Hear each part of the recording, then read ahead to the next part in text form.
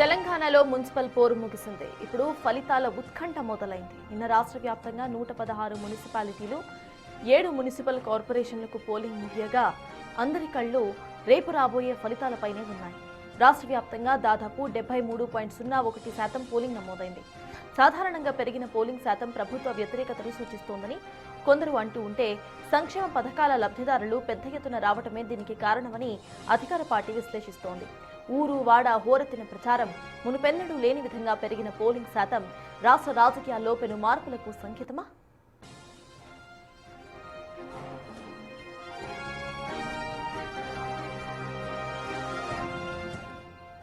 మరోవైపు సర్వేలన్నీ కూడా అధికార కాంగ్రెస్ వైపే మొగ్గు చూపిస్తున్నాయి. ప్రముఖ సర్వే సంస్థ పీపుల్స్ పల్స్ ఎగ్జిట్ పోల్ అంచనాల ప్రకారం అధికార కాంగ్రెస్ కే స్పష్టమైన ఆధిక్యత కనిపిస్తోంది.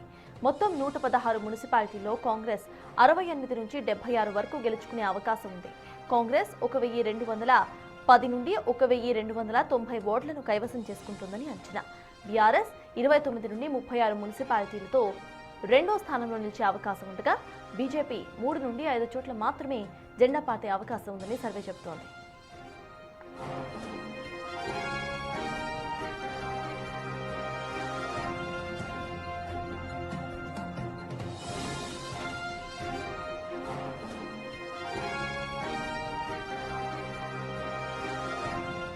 కాంగ్రెస్ నేతలు మున్సిపాలిటీలు కార్పొరేషన్లను కలిపి 100 మార్కును దాటుతామని ధీమాగా ఉన్నారు. ముఖ్యంగా మంత్రి ఉత్తమ్ కుమార్ రెడ్డి, శ్రీధర్ బాబు వంటి నేతలు మాట్లాడుతూ 80% నుండి 90% స్థానాలను గెలుస్తామని ధీమా వ్యక్తం చేశారు. నల్గొండ, రామగుండం, మహబూబ్ నగర్ వంటి ప్రాంతాల్లో క్లీన్ స్వీప్ చేస్తామని కాంగ్రెస్ అంచనా వేస్తోంది. ఎన్నికల్లో పోల్ మేనేజ్మెంట్ అంశం హాట్ టాపిక్ గా మారింది. సంక్షేమ పథకాలు ఓటర్లను ఆకట్టుకుంటున్నాయని, అదే తమ మేనేజ్మెంట్ కు అసలైన బలమని కాంగ్రెస్ అంటోంది.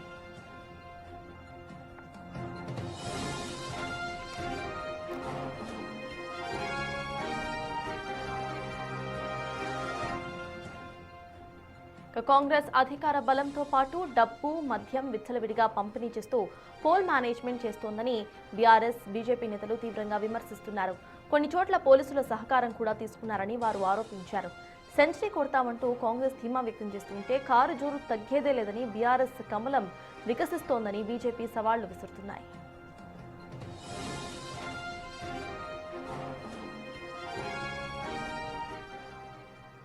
మొత్తానికి తెలంగాణ మున్సిపల్ పోల్స్ ముగిశాయి. ఇక రేపు కౌంటింగ్ అండ్ రిజల్ట్స్ కూడా రాబోతున్నాయి. ఫలితాలకు సంబంధించిన డీటెయిల్స్ మా ప్రతినిధి హేమ అందించడానికి సిద్ధంగా ఉన్నారు. హేమ, చెప్పండి, ఎవరికి వాళ్ళు తామే ఎక్కువ స్థానాలు కైవసం చేసుకుంటామంటూ కూడా 3 ప్రధాన పార్టీలు చెప్తున్న వైఖరి మనం చూస్తున్నాం. అయితే అక్కడ స్కేల్ ఎక్కువగా కూడా కాంగ్రెస్ కి ఉన్నట్టుగా కూడా మనకు అర్థమవుతోంది. అసలు ప్రెజెంట్ అక్కడ సిచ్యువేషన్ ఏంటి? కాంగ్రెస్ నేతలు అసలు ఏమంటున్నారు? అప్డేట్స్ ఏంటి హేమ? మొత్తానికి మున్సిపల్ ఎన్నికల్లో 3 పార్టీలు కూడా ప్రతిష్టాత్మకంగా తీసుకున్నాయి. బీజేపీ, బీఆర్ఎస్, కాంగ్రెస్ పార్టీ పోటీగా కూడా ప్రచారం చేశాయి. తాము ఎవరైతే అభ్యర్థిని బలపరిచారో వాళ్ళే గెలిపించుకోవాలి అంటూ కూడా పెద్ద ఎత్తున పోటీ చేసినటువంటి పరిస్థితి. ఇక ఏకంగా బీజేపీ లాంటి పార్టీలు అయితే కేంద్రం నుంచి కూడా నాయకుల్ని పిలుచుకొని ఇక్కడ పెద్ద ఎత్తున ప్రచారం నిర్వహించారు. బీఆర్ఎస్ పార్టీ అయితే పెద్ద ఎత్తున అటు సెంటిమెంట్తో ముందుకు వెళ్ళింది. ఎన్నికల కంటే ముందు జరిగినటువంటి సిటీ ఇన్వెస్టిగేషన్ని, ఫోన్ ట్యాపింగ్ కేసుని వాళ్ళు ఒక పావుగా వాడుకున్నారు. ఖచ్చితంగా సెంటిమెంట్లతో ఓట్లు పడతాయంటూ కూడా భావించినటువంటి పరిస్థితి. కానీ కాంగ్రెస్ మాత్రం మొదటి నుంచి కూడా ధీమా వ్యక్తం చేస్తుంది.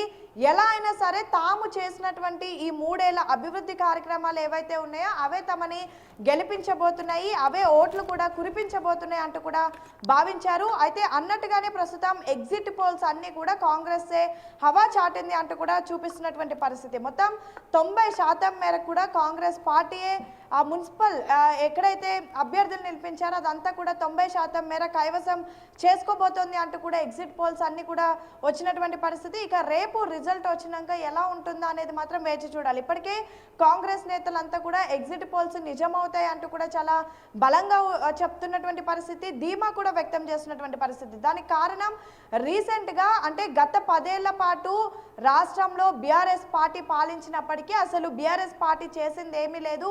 బీఆర్ఎస్ పార్టీ డబుల్ బెడ్రూమ్ ఇల్లు ఇస్తామని కానివ్వండి, లేదంటే రేషన్ కార్డు ఇస్తామని ఇలా అనేక పథకాలు తీసుకొచ్చినప్పటికీ కూడా ఏది చేయలేదు. ఇంకా అప్పుల కుంపటిలాగా రాష్ట్రాన్ని మార్చి అప్పులతో రాష్ట్రాన్ని మిగులు బడ్జెట్తో మిగిల్చింది. సో రాష్ట్రంలో కాంగ్రెస్ ప్రభుత్వం ఏర్పడిన తర్వాత మాత్రం అనేక అభివృద్ధి కార్యక్రమాలు చేశాము. 200 యూనిట్లకు కరెంటే కానివ్వండి, 500 రూపాయలు గ్యాస్ సిలిండరే కానివ్వండి, మహాలక్ష్మి లాంటి ఫ్రీ బస్ పథకం కానివ్వండి, రేషన్ కార్డు డిస్ట్రిబ్యూషన్ అంటే తెలంగాణ రాష్ట్రం ఏర్పడిన తర్వాత మొదటిసారిగా కాంగ్రెస్ ప్రభుత్వం ఏర్పడిన తర్వాతే రేషన్ కార్డు ఇచ్చింది.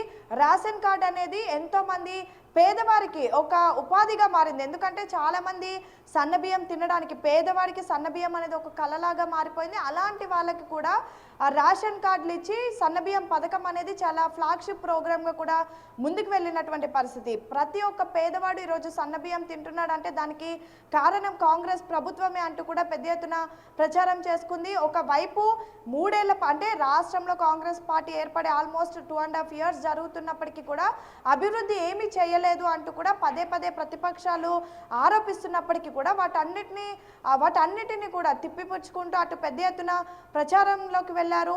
అటు మంత్రులు కానివ్వండి, ఎమ్మెల్యేలు కానివ్వండి, ఎంపీలు కానివ్వండి, కార్పొరేషన్ చైర్మన్ నుంచి ప్రతి ఒక్కరు కూడా కోఆర్డినేటర్లుగా వెళ్ళారు. ప్రతి ఒక్కరికి ఏదైతే వాళ్ళకి అప్పచెప్పినటువంటి మున్సిపాలిటీల్లో పెద్ద ఎత్తున తిరిగి ప్రచారం చేసినటువంటి పరిస్థితి. ప్రచారంలో కూడా కీలకంగా తీసుకొని వెళ్ళింది. ఇదంతా కూడా మున్సిపల్ ఎన్నికలు అంటే పెద్ద ఎత్తున గ్రామాల్లో జరుగుతాయి కాబట్టి అక్కడ మొత్తం కూడా అసలు ఈ సన్నబియ్యం లాంటి పథకాల ద్వారా అసలు ఒక్కొక్క ఇంటికి కాంగ్రెస్ ప్రభుత్వం ద్వారా ఎంతవరకు లబ్ధి చేకూరుస్తుంది, ఒక ఇంట్లో ఒక పర్సన్కి ప్రభుత్వం ద్వారా ఎంతవరకు బెనిఫిషియరీ జరుగుతుంది అనే అంశాలను కూడా ముందుకు తీసుకొని వెళ్ళారు. రేషన్ కార్డు లాంటి అంశాలను ముందుకు తీసుకొని వెళ్తూ కూడా ప్రస్తుతం ప్రచారం నిర్వహించినటువంటి పరిస్థితి. ఇవన్నీ ఒక లెక్క అయితే రైతులకు ఇచ్చినటువంటి ఏదైతే రైతులకు చేసినటువంటి అనేక కార్యక్రమాలు అవన్నీ కూడా ప్రస్తుతం ముందుకు తీసుకొని వెళ్ళారు. వాళ్ళకి వేసేటటువంటి అమౌంట్ కానివ్వండి, రైతు భరోసా కానివ్వండి, లేదంటే రైతులకు అందజేసినటువంటి సంక్షేమ పథకాలు కానివ్వండి, సో ఇవన్నీ కూడా ముందుకు తీసుకొని వెళ్తూ ఎన్నికల ప్రచారాన్ని నిర్వహించారు. ఒకవైపు పిసిసి చీఫ్ మహేష్ కుమార్ గౌడ్తో పాటు ఇతర మంత్రివర్గం మొత్తం కూడా వాళ్ళకి అప్పచెప్పినటువంటి ఆయా జిల్లాలకు వెళ్ళి పర్యటించారు. అనంతరం ఎమ్మెల్యేలు కూడా వాళ్ళకి అప్పచెప్పినటువంటి ఏరియాస్కి వెళ్ళి ప్రచారం నిర్వహించారు. ఇక రీసెంట్గా కార్పొరేషన్ చైర్మన్లు అందరినీ కూడా కొన్ని మున్సిపాలిటీస్కి కోఆర్డినేటర్లుగా వేశారు. అక్కడికి వెళ్ళి వాళ్ళు పెద్ద ఎత్తున ప్రచారం కూడా చేసినటువంటి పరిస్థితి. ఇవన్నీ కూడా ప్రస్తుతం కాంగ్రెస్ పార్టీకి అనుకూలంగా మారాయి. పెద్ద ఎత్తున కాంగ్రెస్ పార్టీ ఎవరైతే అభ్యర్థులను బలపరిచారో వాళ్ళందరూ కూడా ప్రస్తుతం రేపు వచ్చేటటువంటి ఫలితాల్లో కూడా విజయం కైవసం చేసుకోబోతున్నారు అంటూ కూడా పెద్ద ఎత్తున ధీమా వ్యక్తం చేసినటువంటి పరిస్థితి సర్తాజ్. మరొక వైపు అసలు చాలా అంటే ఈ మున్సిపల్ ఎన్నికలకు బీఆర్ఎస్ పార్టీ సెంటిమెంట్తో ముందుకు వెళ్తుంది. ఇది పెద్ద ఎత్తున కాంగ్రెస్కి డ్యామేజ్ అవుతుంది అంటూ కూడా భావించినప్పటికీ కూడా అసలు అంటే ఎన్నికల కంటే ముందు జరిగినటువంటి మాజీ ముఖ్యమంత్రి కేసీఆర్ సిట్ ఇన్వెస్టిగేషన్ కానివ్వండి, కేటీఆర్ హరీష్ రావు ఇన్వెస్టిగేషన్ కానివ్వండి, కవిత ఆరోపణలు కానివ్వండి, ఇవన్నీ కూడా బీఆర్ఎస్ పార్టీకి పాజిటివ్ అయ్యి కాంగ్రెస్ పార్టీకి నెగిటివ్ అవుతుంది అని భావించినప్పటికీ కూడా రాష్ట్రంలో ప్రస్తుతం కాంగ్రెస్ పార్టీ అధికారంలో ఉంది. వచ్చి కేవలం 2.5 ఏళ్ళు అవుతున్నప్పటికీ కూడా అనేక సంక్షేమ పథకాలను ప్రజలకు అందించడం వల్ల ప్రస్తుతం ప్రజలు ఎక్కువగా కాంగ్రెస్కే మగ్గు చూపించినట్టుగా కూడా తెలుస్తోంది. సో చూడాలి మరి. ఇప్పటికైతే ఎగ్జిట్ పోల్స్ అన్ని కూడా కాంగ్రెసే పెద్ద ఎత్తున 90% వరకు కూడా ఈ మున్సిపల్ ఎన్నికలను గెలుచుకోబోతుంది అంటూ కూడా ఎగ్జిట్ పోల్స్ అన్ని కూడా చెప్పాయి. మరి రేపు వచ్చేటటువంటి రిజల్ట్ ఎలా ఉండబోతోంది అనేది మాత్రం ఒక విధంగా 3 పార్టీల్లో కూడా ఉత్కంఠ నెలకొంది. కానీ కాంగ్రెస్ ప్రభుత్వం మాత్రం ప్రస్తుతం ధీమా వ్యక్తం చేస్తున్నటువంటి పరిస్థితి. మరొక వైపు రాష్ట్రంలో కాంగ్రెస్ పార్టీ అధికారంలో ఏర్పడిన తర్వాత వచ్చినటువంటి ఎన్నికలన్నింటిలో కూడా కాంగ్రెస్ ఘన విజయం సాధించింది. అటు కంటోన్మెంట్ ఉప ఎన్నికలు కానివ్వండి, రీసెంట్గా జరిగిన జూబ్లీహిల్స్ ఉప ఎన్నికలు కానివ్వండి. జూబ్లీహిల్స్ అనేది అక్కడ బీఆర్ఎస్ కంచుకోట లాంటిది, అదొక సిట్టింగ్ సీట్. కానీ అక్కడ కాంగ్రెస్ అభ్యర్థి నవీన్ యాదవ్ పెద్ద ఎత్తున భారీ మెజారిటీతో గెలిచినటువంటి పరిస్థితి. అనంతరం వచ్చినటువంటి సర్పంచ్ ఎన్నికల్లో కానివ్వండి, ప్రస్తుతం జరిగినటువంటి మున్సిపల్ ఎన్నికలు ఇప్పటి వరకు ఎగ్జిట్ పోల్స్లో కూడా భారీగా కాంగ్రెస్ హవా చాటుకోబోతోంది అంటూ కూడా తెలుస్తోంది. సో చూడాలి మరి రేపు రిజల్ట్స్లో అంటే ఎలా ఉండబోతోంది. అసలు నిజంగా ఇప్పుడు ఈ ఎగ్జిట్ పోల్స్ కానివ్వండి, లేదంటే బయట జరుగుతున్నటువంటి టాక్ ప్రకారం ప్రజలంతా కూడా కాంగ్రెస్కే ఇంకా మగ్గు చూపుతూ ఉన్నారా అనేది మాత్రం వేచి చూడాలి. ఎందుకంటే చాలా ప్రాంతాల్లో కొన్ని ప్రాంతాల్లో బీజేపీ బలంగా ఉంది, మరికొన్ని కొన్ని ప్రాంతాల్లో బీఆర్ఎస్ కూడా బలంగా ఉంది. లైక్ సిద్దిపేట, మెదక్ లాంటి, సిరిసిల్ల లాంటి ఏరియాస్లో కూడా బీఆర్ఎస్ పార్టీ కూడా చాలా బలంగా ఉన్నప్పటికీ కూడా ఓవరాల్గా చూసుకుంటే కాంగ్రెసే హవా చాటబోతోంది అంటూ మాత్రం ఇప్పటి వరకు ఎగ్జిట్ పోల్స్ వచ్చాయి. అండ్ నాయకులు కూడా అదే చెప్తున్నటువంటి పరిస్థితి. ఓటు షేరింగ్ అంటే పోలింగ్ జరిగిన తర్వాత కూడా కాంగ్రెసే పెద్ద ఎత్తున రేపు వచ్చేటటువంటి రిజల్ట్స్లో హవా చాటబోతోంది అంటూ కూడా చెప్తున్నారు. తాము చేసినటువంటి సంక్షేమ పథకాలు, తాము తీసుకొచ్చినటువంటి అనేక అభివృద్ధి కార్యక్రమాలే తమని గెలిపించబోతున్నాయి అంటూ కూడా ధీమా వ్యక్తం చేస్తున్నారు. ఇదే ధీమాతో జిహెచ్ఎంసీ ఎన్నికల్లో కూడా మేమే గెలుస్తామంటూ కూడా ప్రస్తుతం కాంగ్రెస్ నేతలు చెప్తున్నటువంటి పరిస్థితి సర్తా. సో చూడాలి, రేపు రిజల్ట్ వచ్చాక ఎగ్జిట్ పోల్స్ అన్ని నిజమే జరుగుతాయా లేదంటే ఏదైనా తారుమారు జరిగేటటువంటి అవకాశం ఉందా, అసలు పబ్లిక్ ఒపీనియన్ ఏంటనేది మాత్రం రేపు తెలియనుంది. Thank you Hema. ఇక ఎగ్జిట్ పోల్స్ ఎప్పుడు కూడా అధికార పార్టీకే వంత పాడుతాయని, అసలు ఫలితాలు మాత్రం ఇందుకు చాలా భిన్నంగా ఉంటాయని గులాబీ శ్రేణులు ధీమా వ్యక్తం చేస్తున్నాయి. అంచనాలకు మించి బీఆర్ఎస్ అత్యధిక స్థానాల్లో గెలుపొందబోతోంది. కారు జోరును ఎవరూ కూడా ఆపలేరు అంటూ ఆ పార్టీ నాయకులు గట్టి నమ్మకంతో ఉన్నారు. కాంగ్రెస్ ప్రభుత్వం గత కొద్ది నెలలుగా చేస్తున్న ప్రజా వ్యతిరేక నిర్ణయాలు, విధ్వంసకర పాలనకు నిరసనగానే ఓటర్లు కారు గుర్తుకు పట్టం కట్టారని వారు విశ్లేషిస్తున్నారు. కాంగ్రెస్ సర్కార్ అధికార దుర్వినియోగానికి పాల్పడిందని హరీష్ రావు ఆరోపించారు. పోలీసులను అడ్డం పెట్టుకుని కుట్రలు చేసిందని అన్నారు. డబ్బు సంచులు, కుతంత్రాలతో ప్రజల తీర్పును ప్రభావితం చేయాలని చూసింది. కానీ చైతన్యవంతులైన తెలంగాణ ప్రజల తీర్పు ముందు ఈ దుష్ట పన్నాగాలు ఏమాత్రం పనిచేయవు అని ఆయన విమర్శించారు.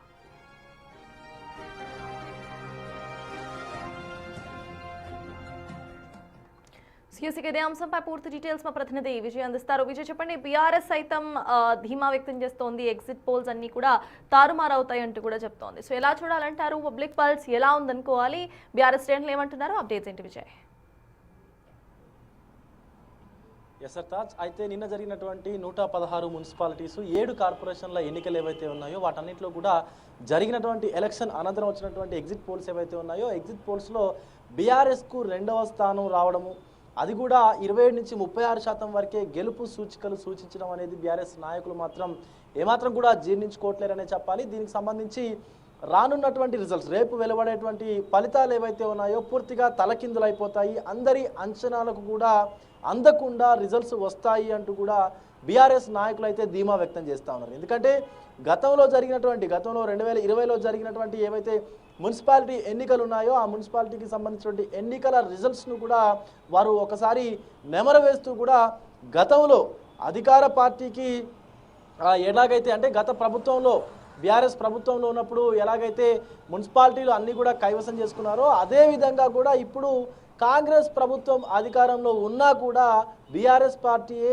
అత్యధిక స్థానాల్లో మున్సిపాలిటీలు ఖచ్చితంగా చేజిక్కించుకుంటుంది, కైవసం చేసుకుంటుంది అంటూ కూడా బీఆర్ఎస్ నాయకులు, నేతలు ధీమా వ్యక్తం చేస్తూ ఉన్నారు. మరొక పక్క ఇటు హస్తం పార్టీ కూడా, ఎందుకంటే ఇప్పుడు అధికారంలో ఉంది, అలాగే అనేక సంక్షేమ కార్యక్రమాలు కూడా నిర్వహిస్తూ ఉంది కాబట్టి అధికారంలో ఉన్నటువంటి కాంగ్రెస్ పార్టీ 100కు పైగా మున్సిపాలిటీలను తమ ఖాతాలో వేసుకుంటుంది, అలాగే 5 కార్పొరేషన్లు కూడా కాంగ్రెస్ పార్టీ గెలుచుకుంటుంది అంటూ కూడా చేస్తున్నటువంటి వ్యాఖ్యలు ఏవైతే ఉన్నాయో వీటన్నిటికీ కూడా బదులుగా బీఆర్ఎస్ అయితే గట్టిగానే స్పందిస్తుందని చెప్పాలి. 100 కాదు కదా 60 మున్సిపాలిటీలు గెలుచుకుంటే అక్కడ కాంగ్రెస్ పార్టీ చాలా గొప్ప అంటూ కూడా బీఆర్ఎస్ నాయకులు అయితే మాట్లాడుతూ ఉన్నారు. మరొక పక్క నిన్న జరిగినటువంటి పోలింగ్లు, ఒక పక్క బీజేపీ నిజామాబాద్ ఎంపీగా ఉన్నటువంటి బీజేపీ నాయకుడు ధర్మపురి అరవింద్, అలాగే మాజీ ఎమ్మెల్యే కాంగ్రెస్ పార్టీ వర్కింగ్ ప్రెసిడెంట్గా ఉన్నటువంటి జగ్గారెడ్డి ఇష్యూస్ ఏవైతే ఉన్నాయో వీటి రెండింటిపైన కూడా బీఆర్ఎస్ స్పందిస్తూ ఎన్నికల నియమావళిని ఉల్లంఘిస్తూ చేస్తున్నటువంటి ఈ యొక్క సరళి ఏదైతే ఉందో దీనిపైన ఖచ్చితంగా వీళ్ళిద్దరిపైన కూడా చర్యలు తీసుకోవాలంటూ కూడా బీఆర్ఎస్ నాయకులు అయితే ఎన్నికల కమిషన్కు, ఎన్నికల అధికారులకు కూడా ఫిర్యాదు చేసేటువంటి అవకాశం కనిపిస్తూ ఉంది.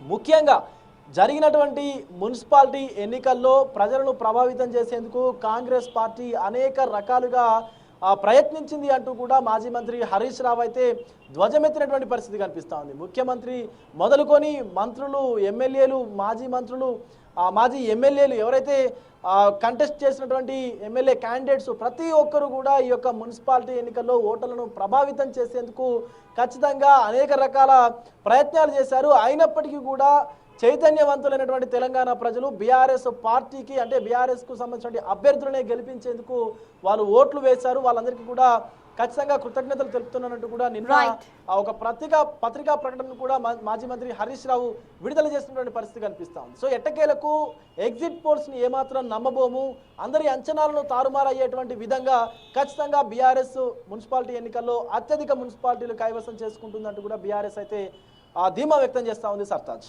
Yes, thank you, Vijay.